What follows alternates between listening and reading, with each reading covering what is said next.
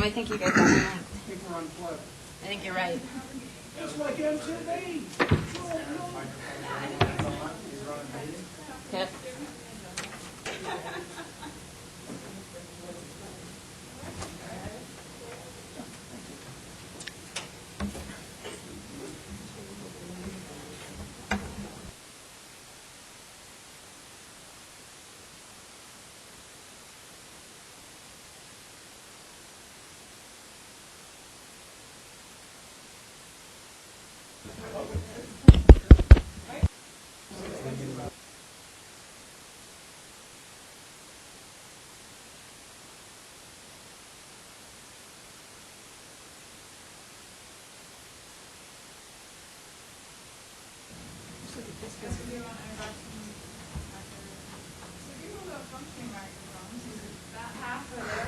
Everybody but you guys.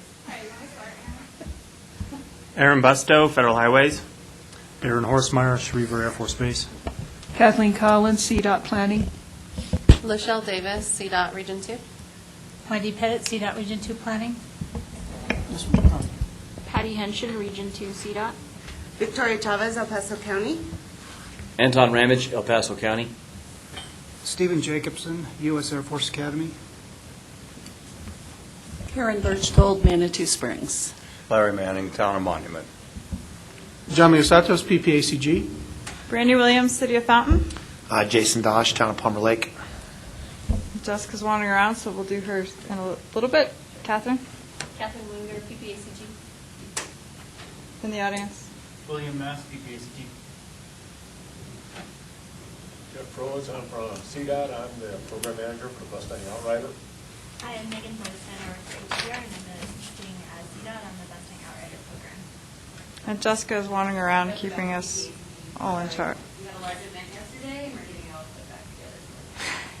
I heard the governor was here in Jason's very chair. Wow. Should I move? Are there any changes to the agenda?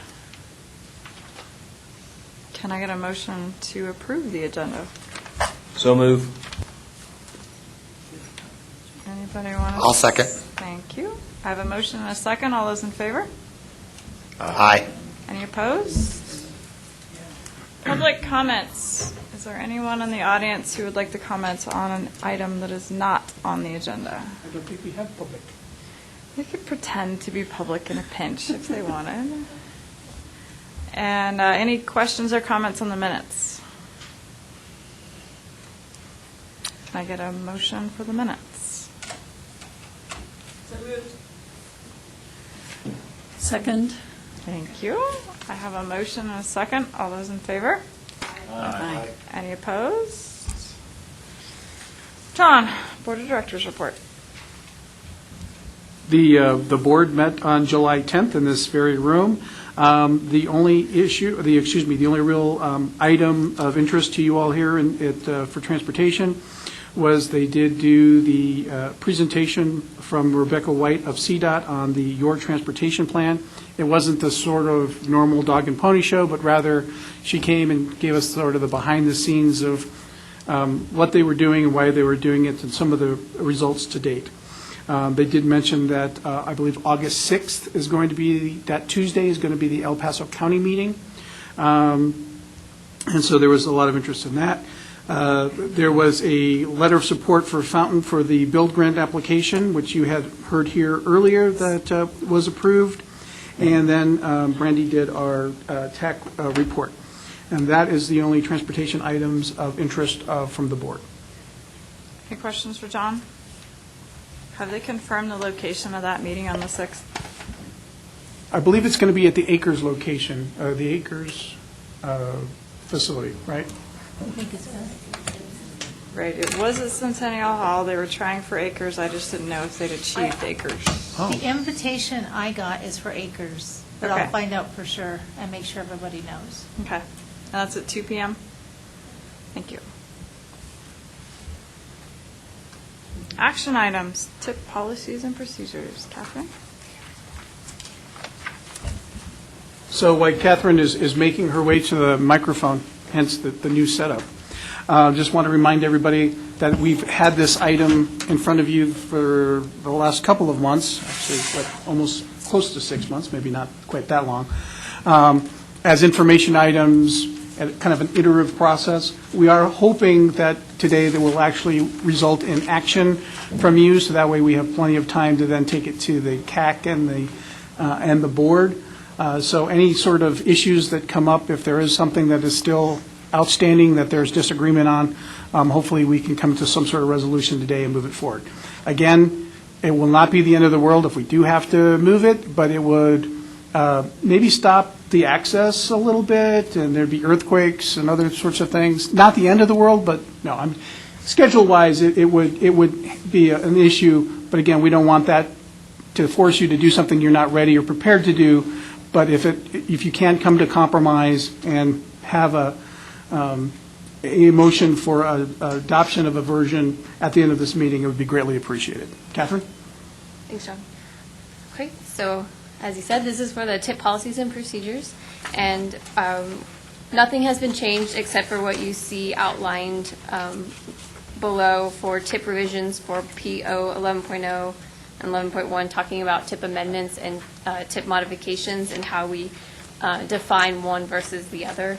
And so that was suggested to table until we worked it out a little bit more this month, and so I'm hoping we've figured out exactly what we want to do for that. So for the amendments, the suggestion we have is for any addition or deletion of any federally funded projects, and that's for anything that's federally funded, except for it's noted in the administrative modifications, and then addition or deletion of any regionally significant projects, and that's defined previously in the document, that are state funded. So that's specifically to state funded projects. And then any changes or adjustments to federal funds that are programmed by PPACG. So pretty much what this is saying is if they're PPACG program funds, then they have to go through all of our committees. But if they're state funded, then there's the next bullet on the second page talks about changes or adjustments to federal or state funds programmed by CDOT through the Transportation Commission approval process, and if that changes more than $5 million. And so we put that threshold in there so that if it's larger than that, or if the change is more or less than that, then we bring it back to this committee. Otherwise, we use that as we do an administrative modification, which is stated below in the administrative modification. And that's the biggest change that we made since last month, is that we wanted to clarify that if it's programmed by PPACG, we make the decisions and take them through the process. But if it's programmed through the state, there's that threshold. Otherwise, we make those changes administratively, and then I would just let you all know in a memo that I won't come up and talk to you. It'll just be a memo in our TAC agenda saying these are the administrative modifications that have occurred, just so you're aware of them, and the possibility of, if you want to bring that up, we can talk about it as well. Hopefully that clears things up, but it might not. Is there any other questions? Yeah, Victoria.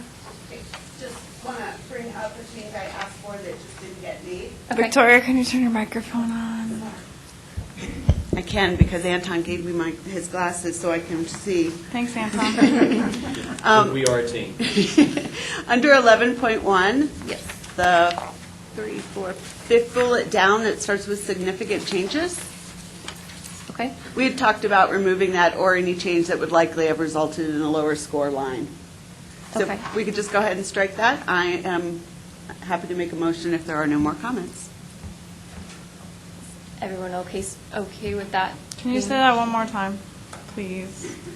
Yes, I'm looking to remove, you just wanted to see me struggle reading again, didn't you? No, I want to make sure I understood you correctly. Yes, under significant changes bullet, Yep.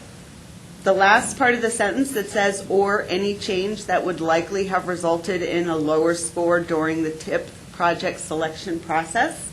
I'd All like that. to have that struck, because as member entities, we don't always have all of the data for the scoring and wouldn't know that. Okay. So I just wanted to take it off there because, you know, I could submit something and then not realize it would change the score because I don't have the model in front of me.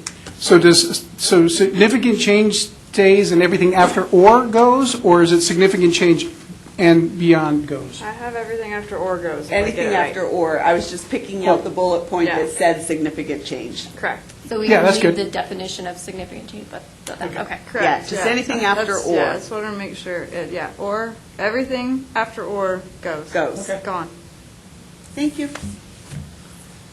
And there was one other suggestion that was made after this went out, and it's the first bullet for administrative modification, and it's just to swap the wording out so that it's clear that it's CDOT projects.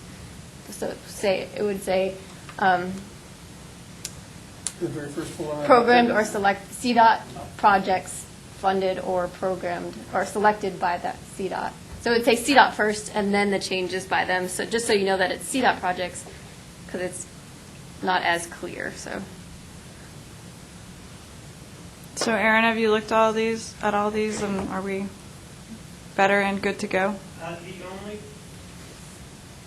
The only question I have is just if you could clarify bullet 2 under 11.1, the addition or deletion of any regionally significant state-funded projects. So that wouldn't be local, because then I guess I'm just trying to verbalize the connection between the clause under the modification and that amendment,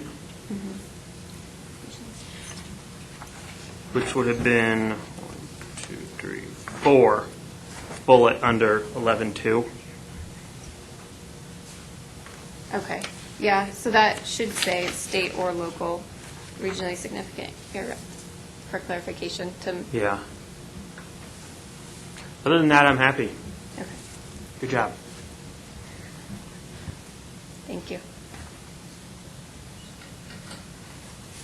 So will you put locally funded as well as state funded? Yes, so Since I'd it- say it's specifically regionally states. significant state or local funded projects. Got it.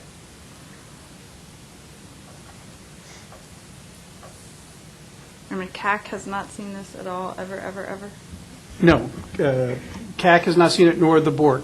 Right. Because again, you guys are the ones that are going to have to live with it, so we wanted to make sure you had a version that you found acceptable. So now that, again, hopefully you find this acceptable, it'll go to CAC and the board for information items. Then I'll come back to you next time as the, sort of the official adoption sort of language, making sure that, again, if the CAC or the TAC had said, oh, well, you should change this thing, it'll come back to you so you know, and you can, that, in fact, to that effort, to that point, real quickly, when we do bring it to the CAC, if there are one or more of you that are available and can come speak from a practitioner's point of view, I think that would be handy because, like I said, sometimes the citizens are like, well, gee, in a perfect world, we would have a clause in there about the unicorns. And then you guys as practitioners could come and say, well, in the real world, the unicorns don't really exist.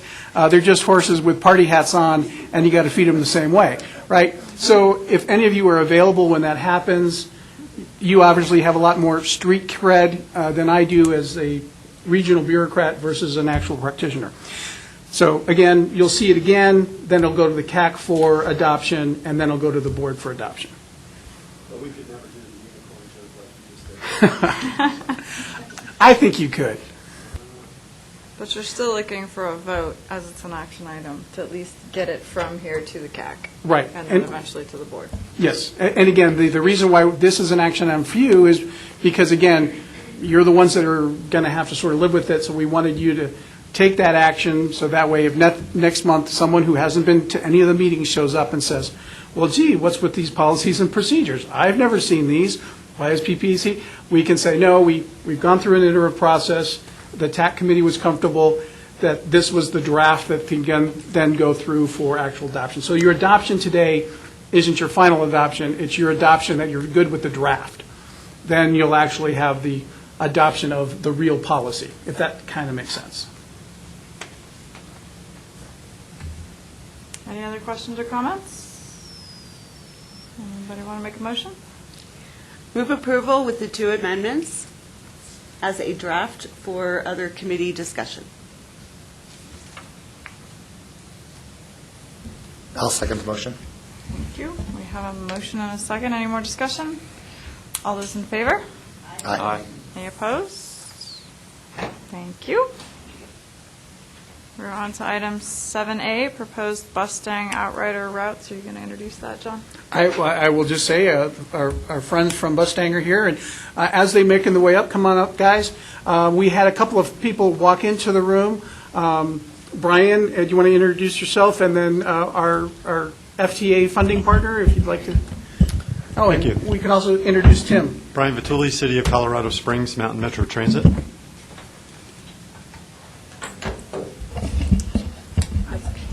Tracy McDonald with the Federal Transit Administration. Hi, Christine Henny with Federal Transit. Nice to see you guys. Tim Roberts, City of Colorado Springs. Yeah, we're here to talk about our Bustang Outrider program. We have some routes. We're looking at routes to expand later this year. Currently, we have 4 routes on Lamar to here in Colorado Springs, which connects to the original Bustang on up into Denver, Durango Grand Junction, Alamosa to Pueblo, and Gunnison to Denver. And we've asked our consultants, HDR, to do the preliminary studies on which routes we should implement. We're looking at around 20 routes, but we aren't going to do 20 routes. Obviously, there's a little something called funding that always seems to interfere. So I'll give it over to Megan, and she can tell about the study. Thank you, Jeff. Hi, everyone. Thanks for having us. So we're here to talk about outrider planning. I think that's the TV. I think you just have Oh, this guy. Perfect. Okay, there we go. So we'll be talking through our scoring methodology and results, and hoping to get some feedback from you and take any questions at the end. If you're not familiar with the Outrider program, Outrider is a rural regional bus service, and that's opposed to the Bustang service that is more geared towards our larger metropolitan areas. And it has a different funding mechanism than our Bustang program. So our process, we identified 21 potential outrider routes across the state. And we analyzed these routes, and these routes were identified by DTR and also through our stakeholder phone interviews that we conducted between January and February 2018. At first, we evaluated all 21 routes and then found that several were more appropriate for the Bustang program, so those were then excluded from our process. So this map shows all of the existing Bustang and Outrider routes across the state. And this map shows in pink all of the routes that we originally looked at. So that's the 21 routes in the very beginning. And then here you see in black are the ones that we eventually excluded from the process as they'd be more appropriate for the Bustang program rather than the Outrider program. So those include Lyman to Denver, Denver to Greeley, and Greeley to Fort Collins. So moving on to our timeline, we are in the process of meeting with the TPR and MPOs. We have met with all of the TPRs, and we are wrapping up our meetings with the MPOs next week. So at the very end of that phase of the project, the goal is to implement the new routes by the fall of 2019, and in between now and then, we'll work on route phasing and service plans. So moving on to our process, how did we get to where we are? We looked at our implementation feasibility, social equity, geographic equity, and ridership or productivity. Our feasibility data analysis included a number of factors, including the cost of this new service, if there was another service already operating along that same route, if there had been previous planning efforts in that region that identified that route for a new transit service, if it was an extension of an existing route, and if there was stakeholder support based on our phone interviews. And moving on to our social and geographic equity analysis, we looked at data including percent minority, percent below the poverty line, and households without access to vehicles. And to determine the scores for each route, we aggregated that data by the census-designated places that were found along that route. And then we were able to rank from all of the routes the social equity factor by low, medium, and high. And then for our geographic equity score, we looked at what transportation region, CDOT transportation region, and transportation planning region each route fell within. For our ridership forecast, we gathered data and similarly aggregated that data along the census designated places for each line. And we looked at both population and employment and disadvantaged population score. We normalized and weighed those data sets and weighed those scores by the one-way travel time. And just to make sure that our process was accurate, we did the same process for all of the existing busting and outrider routes to see if we were able to accurately forecast ridership. And as you can see from this best fit line, our process did accurately forecast ridership with the actual data from the existing routes. So moving on to our results. So this table shows all of the routes that we analyzed and all of the results. And I know you can't read this, so we'll make sure that you get a copy of this so you can dive in a little more. But I'll move on to the next slide, which shows the route that we analyzed in this area. So would be more interest to you. We looked, as you can see in the pink, the Lyman to Colorado Springs route. And we found that the implementation reading was about as medium throughout within all of the routes analyzed. Social equity was also about medium. And then we had a pretty good predicted ridership of about 20,000. So I like to pause here and just kind of see if anyone has any initial reactions or thoughts or feedback for us. Specifically, if this route seems like something that there would be support in this region for. Hi. Victoria Chavez, El Paso County. Okay. This route is definitely something we would be supportive of. I have heard through our transportation planning processes multiple times that there needs to be a bus from, I hear it from Calhan, but I'm assuming it from Lyman, you're going to stop in Calhan and Rama and then come on out. So this route would definitely have support in this area. Thank you. Okay, question though? Sure. On your social equity, Yeah. why not look at people with disabilities? So for people with disabilities, we wrapped that into our implementation score.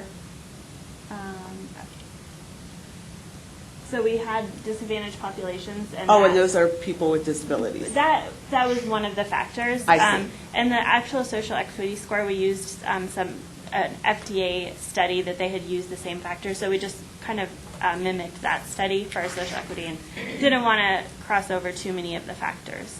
But yeah, we recognize the importance of transit to that community. Thank you for explaining it. I'm glad you have it in there. Yeah, absolutely. Randy?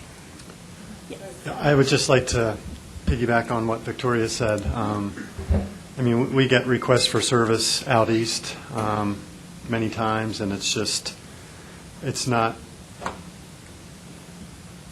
a good mesh for the resources that we have. I mean, it's an area we would love to serve, but we just can't serve everywhere. And, with what the state has done with the Bustang interstate service, but with this rural service has been just key to link those rural communities up with the other areas. So, yeah, thank you for doing this. Thank you. So there's two, and I might have missed it on your map, but I was wondering if you looked at, what's the next community past Woodland Park? Divide? Divide to Colorado Springs or Canyon City to Colorado Springs? Are those considered? I missed your map before sorry, I you thought said of that. Divide to Colorado Springs? Yeah, What was basically the- Woodland Park or Divide. Okay. And Canyon City. You want to pull that map up Yeah, and maybe we we can can see go if back it was analyzed?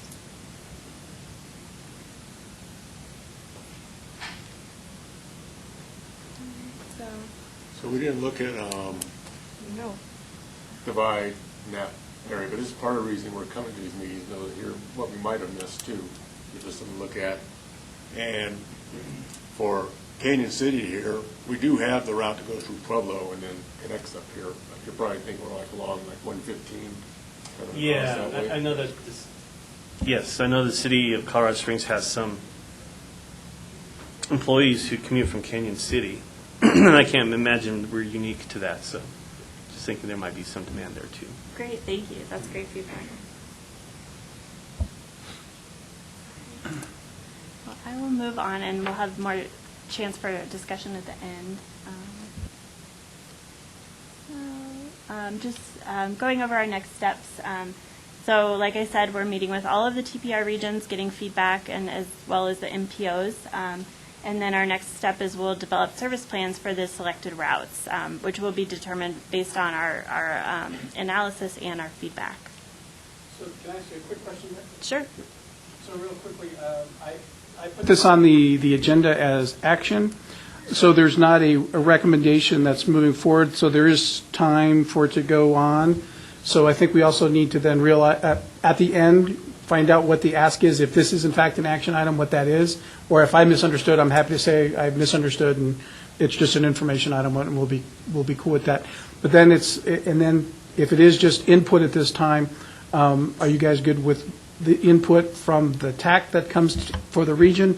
Or do we need to set something up with the CAC and the board of directors as well? So maybe we talk about that later, unless anyone has something specific they want to make sure it gets addressed under that. So. Well, I think just the input from this group, probably pretty much what we're looking for.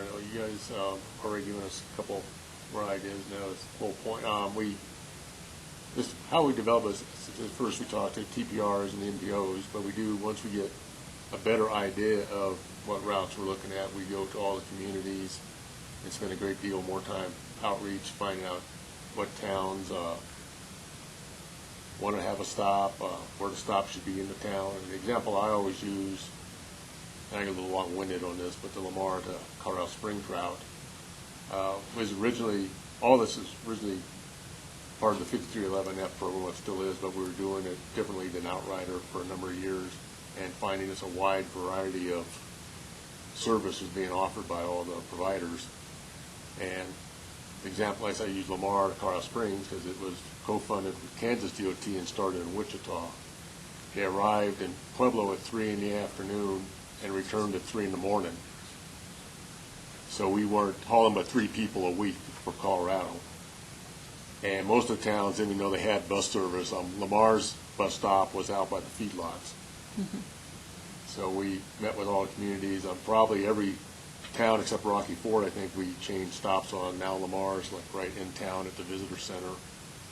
Because the one thing we heard, and not just that route, but all the routes we looked at that had service, was that they didn't even know they had transit service. And this was coming from mayors and city managers. So it's one reason. So we do a lot of outreach and get a lot of input.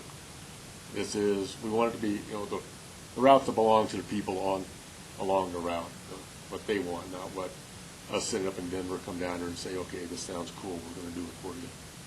Mm-hmm. All right, so that concludes our presentation. Here's our contact information, and if you do have any additional questions or people that want to give feedback, feel free to reach out to us. I'm Megan, and this is Jeff, like we said. And if there's any other questions or feedback about our process, we'd love to hear that too. Yes. Sure. I may have missed this. So you started with 21 routes that you put through this screening or analysis, and everything's dependent on funding. But how many routes are you going to actually work toward implementing? Did I miss that? We didn't say. Okay. And I mean, I'll put out a number, but it's something we really can't be qualified. We're looking Right. maybe 3 or 4, Okay. depending. Who we look at. We're looking to really try to partner with local companies, transit agencies that do these routes. Currently, the 4 Outrider routes we have now, 3 are done by nonprofits, and 1's done by a for-profit company.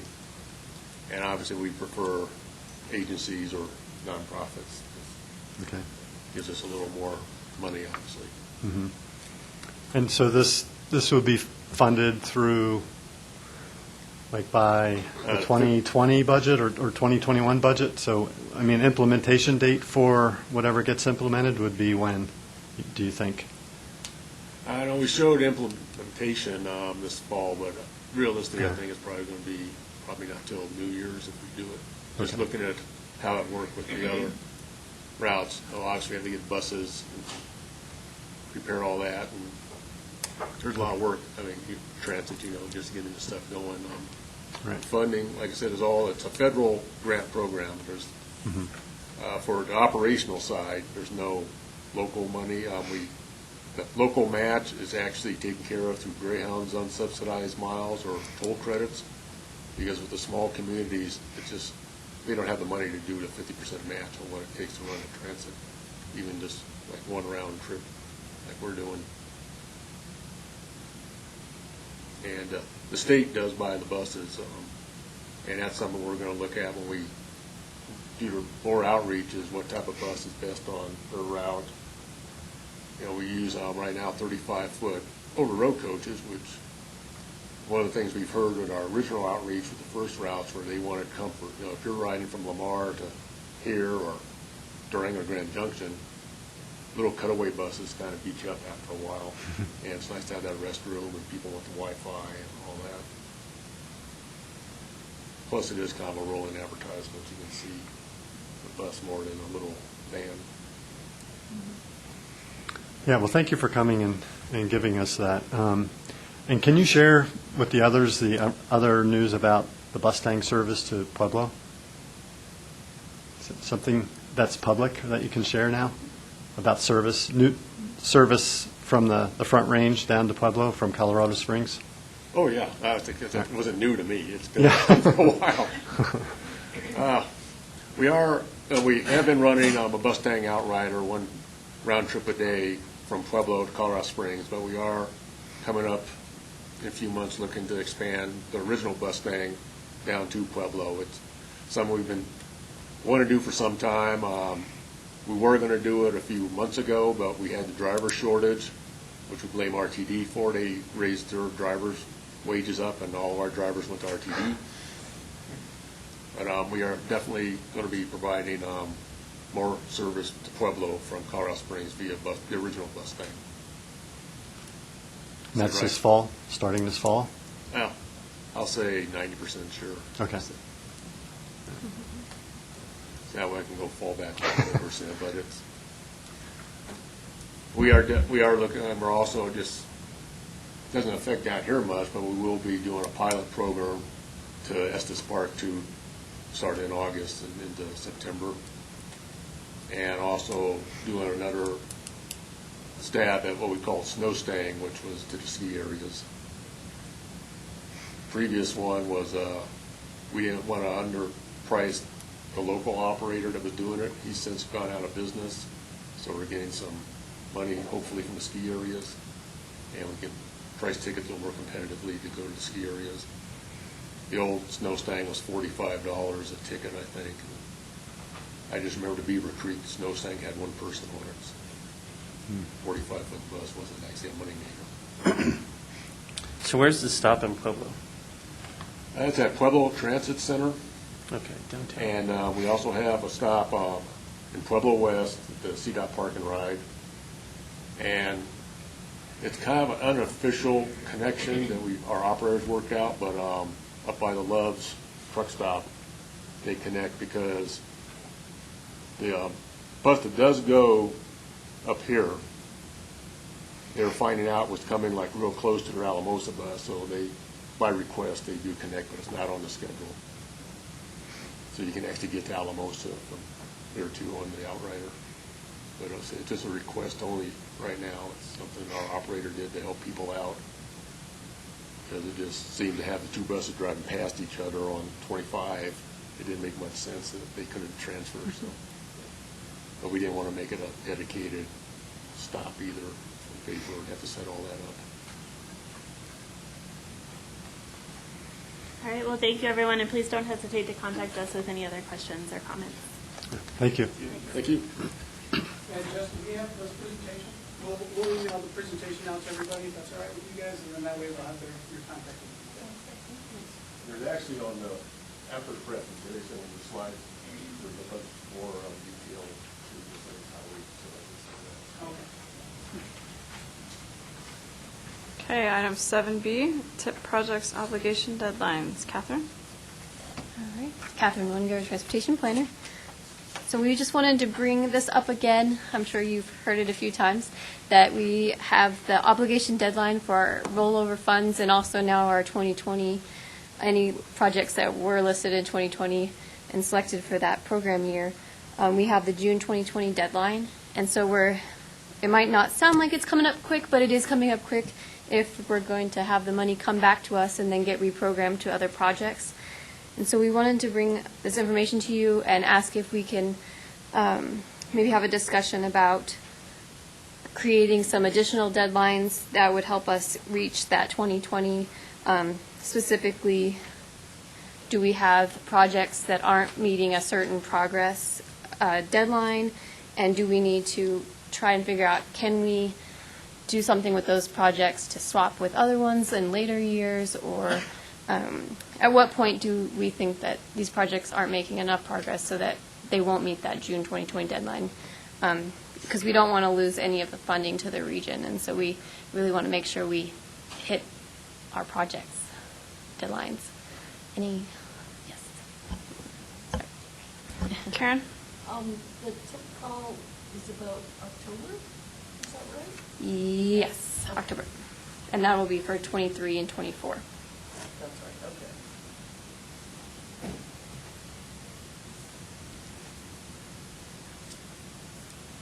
All right.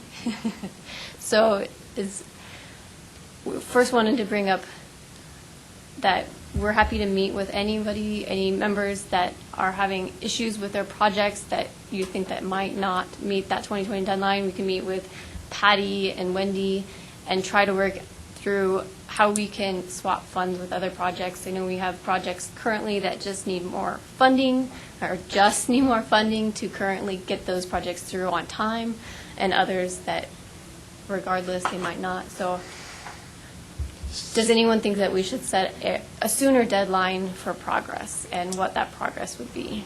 So are you looking for us to give, are we looking to establish a process? Yes. Okay. And not right now since this is an action item, but I wanted to Right. bring it forward. Yeah, so I'm wondering if a work session with TAC members would be maybe a better approach, so that, have the more informal discussion. I don't know That's if, I'd like to know how many projects are in jeopardy, or, how many projects, that might factor in on our process of how many projects are in jeopardy. Mm-hmm. Okay. And I'm happy to convene a smaller work group of people that, have the projects that are in that deadline, and we can chat more, Because, offline. I agree that the more time we have to find a way to spend the money's better. Okay. And if we're setting up that process, I think a work session sooner than later would probably be a good idea. Okay.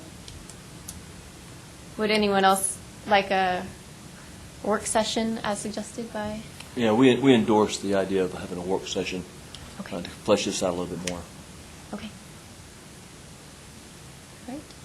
Any other comments on that, or we can have the work session and then we can maybe bring that back to the TAC and see how it goes. Okay. Sounds good. Thank you, Catherine. Member entity announcements.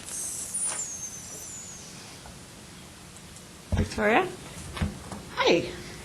Here at the county, I cannot see out of these glasses. We're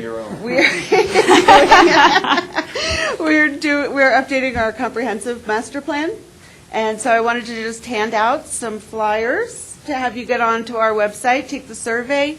There's a mapping function there, so tell us where things are working, not working, what you like about the community, what you don't like, what you'd see changed, but we'd love to have your input. Feel free to take those back with you and post them in a prominent place where public can see them. But thank you for taking the survey and helping us get the word out. Thank you. If we live in Falcon, hypothetically, could we request express bus from Falcon to PPACG? You can. Okay. You can ask for whatever you want in this survey. We'll just take it and give that request, though, over to Brian anyway. Or maybe CDOT. Or maybe. Brian? I just wanted to say that in conjunction with PPACG, we kicked off our 2045 Regional Transit Plan along with the Specialized Transportation Coordination Plan. So again, like we did 4 or 5 years ago, we have a joint planning process to get both of those plans developed and incorporated into their 2045 regional plan. So pretty soon, we'll have a stakeholder group, and it will be made up of many members of the community representing different groups, and I can agree to give brief updates as the project progresses, but there will be opportunities through public meetings, pop-up events at some of the fairs or special events in the area, so there will be plenty of opportunities to comment on that. And also, last week we held our public meetings. We had 3 public meetings for our fall 2019 service change. They went really well. That kind of happens when you're not proposing anything controversial. So we're adding Saturday evening service, which we currently don't have. That will be on the same 13 routes that we have weekday evening service on. And then we're increasing frequency on 5 routes on Sunday from 60 minutes to 30 minutes. So, we probably got anywhere from 10 to 5, 6 people at each of the 3 meetings. So it was, kind of a good turnout, but that happens when you're proposing good stuff. So, and implementation date for those will be September 29th. So, thank you. Yes, Stephen? Yes, the U.S. Air Force Academy, they're having their open house for the ACUS study. That's the Air Installation Compatibility Use Zone study, and that's going to be at Pikes Peak Library District East facility at 550 North Union Boulevard. And this was a recommendation. The study came from the Joint Land Use Committee. So I don't know if those folks would be interested in this or how to get this information to those folks. But. Yeah, Brian and Ann are aware of and I think they're planning on going. Oh, okay. Thanks. Thank you. Karen? Manitou Springs is hosting a community meeting this evening. Can you turn your microphone on, Karen? Manitou is hosting a community meeting this evening for 2 projects. One is what we call MAPS, the Manitou Avenue, Park Ave to Serpentine, and so that's building out the streetscape improvements, sidewalks, drainage, lighting from Park Ave to, I believe, the roundabout at 24. And then the second project is redesign for the Beckers Lane Bridge, which connects from Manitou Ave up north to the southern entrance to the Garden of the Gods. So 2 important projects. Any other member entity announcements? Aaron? I believe last month I mentioned that the Advanced Transportation Congestion Management Technology Initiative Deployment grant was available, and they've extended the application period until August 5th. So if you want more, just Google that, and you will find more. Thank you. Thank you. Did you get that, Tim? Your volume big enough for that? Not yet. Skin tag or something? I don't know. Any other member entity announcements? Yes, Kathleen. I did a not-too-secret text or email to work and determined that the El Paso County meeting is going to be held at 200 South Cascade in Centennial Hall in Colorado Springs. Okay, so for the moment, it doesn't sound like we've moved it to Acres. Oh, okay. Well, Centennial Hall was the original location, so, okay. Oh, okay. The plan was to move it to Acres, but obviously that hasn't happened as of 2:15 today. It's a better facility at Centennial. So are you the one that told him to send it back to Centennial? No, I'm not taking credit for any of that, but it's a better facility for this meeting. So. Perfect. Yep. And I'm assuming it's where the county commissioners meet? Yes. Okay. Thank you, Kathleen. Sure. Anybody else with not-so-secret information?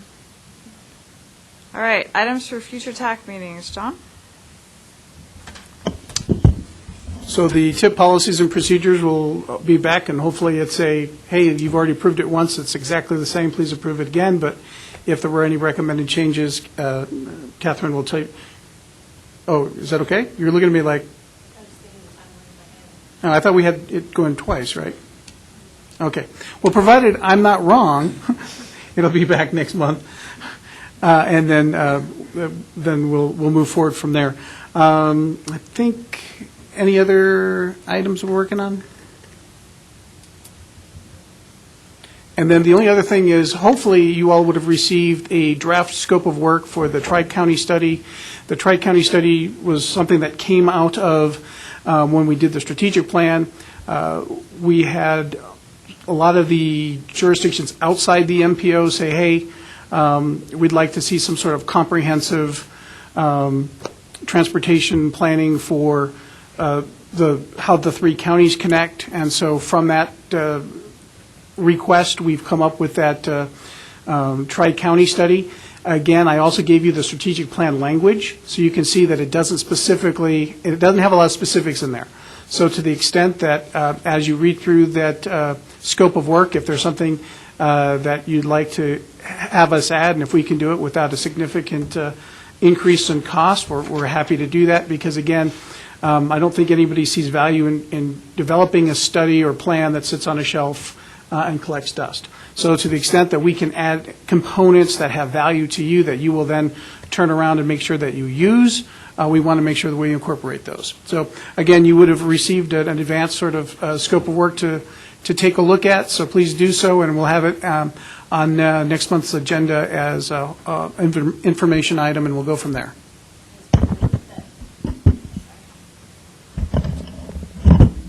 Next month, we'll also be bringing back the 2045 draft chapters and any comments that we've received from all of the committees. And so those comments are due August 2nd, and so we'll be bringing those back to you and then asking for, in the following month, we'll be asking for approval to go out to the full public. As in September, or as? August will be information with the comments, and Okay. September will be Approval. action for Okay. public. Thank you. Mm-hmm. So some light summertime beach reading. Yeah. Yes. No Yeah. doubt. On the approval process for the 2045 plan, are we going to approve the network, the model, in advance of the plan, or is it all going to be adopted at once? And the reason why I'm asking is I've got a major planning study coming up, and I'm wondering which scenario we should plan on. So I'm answering slowly because my brain is processing. So if I understand the question correctly, and there's no guarantee that I am, you're asking, for our modeling, does that get approved as part of the long-range plan? Or will it be adopted in advance of it? Right. And I think it already has, because the modeling that's been done was done in association with the small area forecast. And when we did the small area forecast, we did the three scenarios, and we used those scenarios, and we put them into our traffic model. Ken put them in the traffic model, and we did the whirl and the whiz, and it came out with those three. And then when we actually took the small area forecast to the board and said, we want you to adopt this, there was specific language in there that said, we are required to have just one adopted model or set of, or one adopted scenario. And for that, we're going to do an average of the three. So the average of the three is what was adopted as far as that. Now, and that is what you would base anything on. That being said, we're always updating the model, but as far as sort of, I don't think we actually take the model itself and say, hey, PPACG board, here's our model, we want you to adopt it, because there's a lot of moving parts to that. It would be the output from the model that they would adopt. And the only output from the model that was on the table for discussion was that small area forecast. So if I'm understanding correctly, I think we've already got, quote unquote, the adopted average scenario which you would use. But that being said, Will, I hope you don't mind, but I'm putting you on the spot. Am I somewhat close to correct, or do you want to? Oh, I'm actually right on. All right. Nice. I'm not even close. Of course, using hand grenades. But is that helpful? Because if Yeah. it's not, we can get you what you need, because I'm not trying to.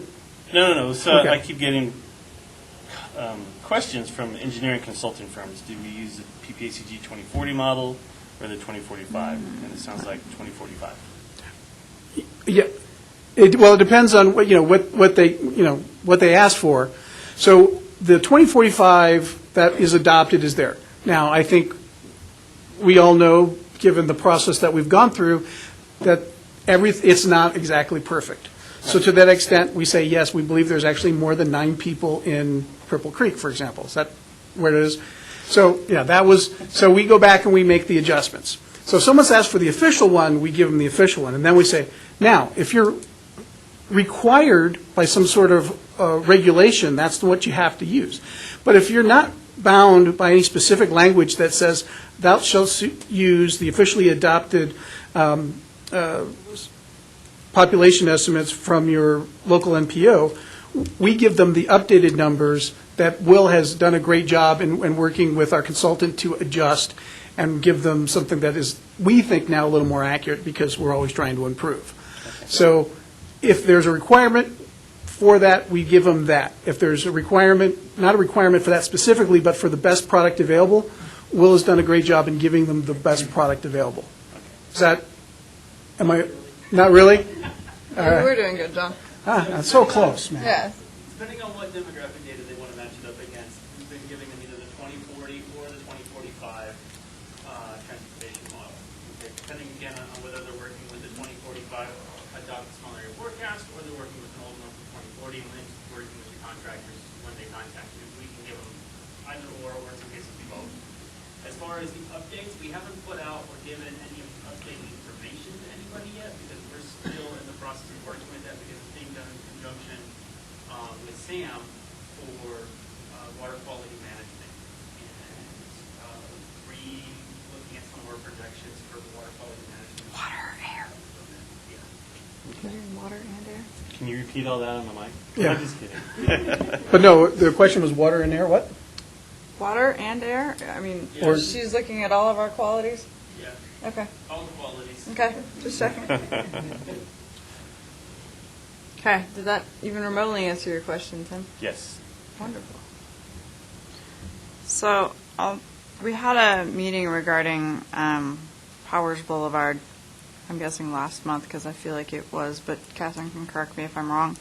And the next one, for those who were there and those who want to know about it, it'll be the 19th now of August, right here at 1 o'clock, upstairs, but at PPACG. So that changed yesterday, today, this morning, somewhere in there.